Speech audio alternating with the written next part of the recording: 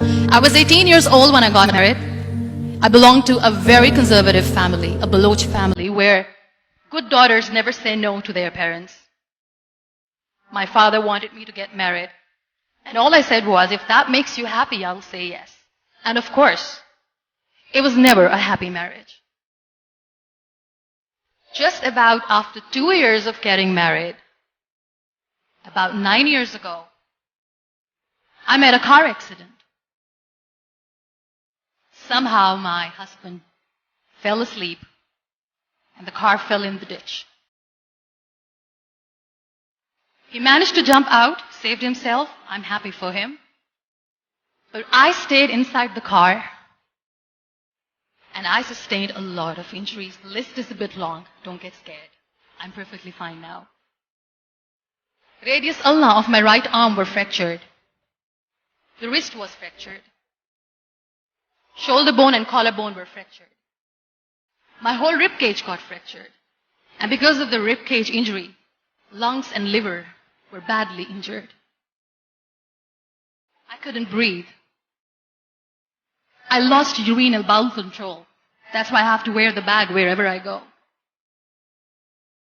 But that injury that changed me and my life completely as a person and my perception towards living my life was the spine injury. 3 vertebrae of my backbone were completely crushed and I got paralyzed for the rest of my life. So this accident took place in a far-flung area in the outskirts of a very small province, Balochistan, where there was no first aid, no hospital, no ambulance. I was in the middle of nowhere in that toppled car. Many people came to rescue. They gave me CPR. They dragged me out of the car. And while they were dragging me out, I got the complete transection of my spinal cord.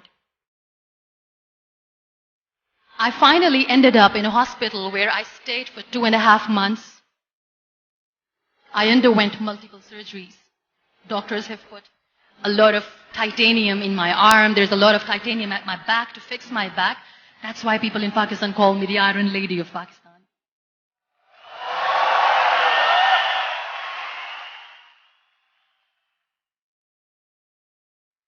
Those 2.5 months in the hospital were dreadful.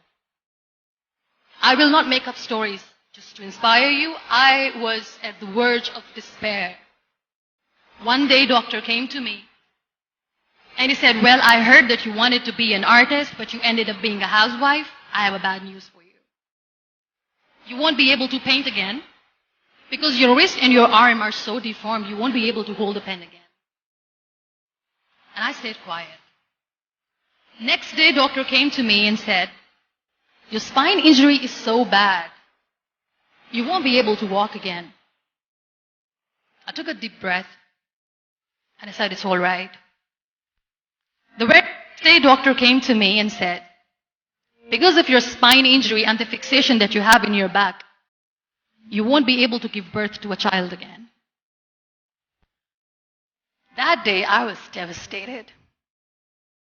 I still remember, I asked my mother, why me? And that is where I started to question my existence. Why am I even alive? What's the point of living? I cannot walk, I cannot paint, fine. I cannot be a mother. And we have this thing in our heads being women that we are incomplete without having children. I am going to be an incomplete woman for the rest of my life. What's the point, soul? My mother said to me, this too shall pass. God has a greater plan for you. I don't know what it is, but He surely has.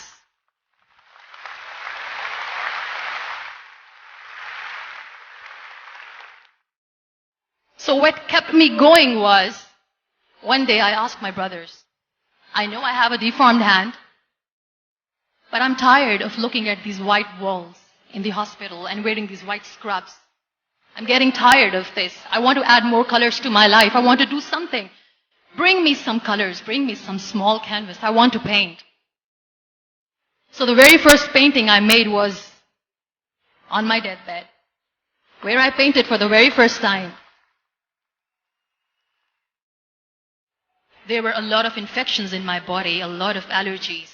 So doctors wanted me to lie down on the bed straight for not 6 months, for not 1 year, for 2 years.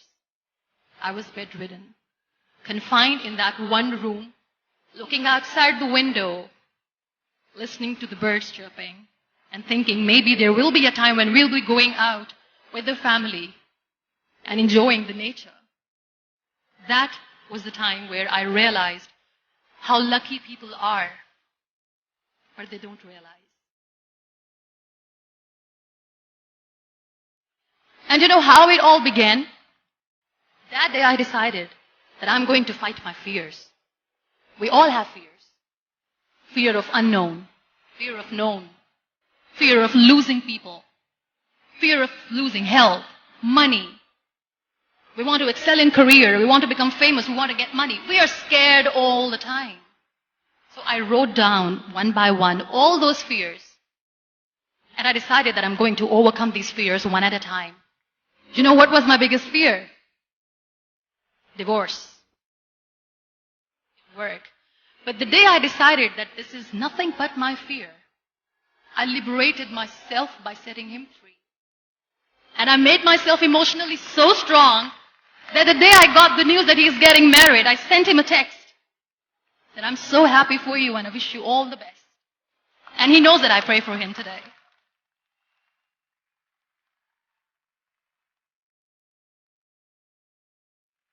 My biggest fear, number 2, was I won't be able to be a mother again. And that was quite devastating for me. But then I realized there are so many children in the world, all they want is acceptance. So there is no point of crying, just go and adopt one. And that's what I did.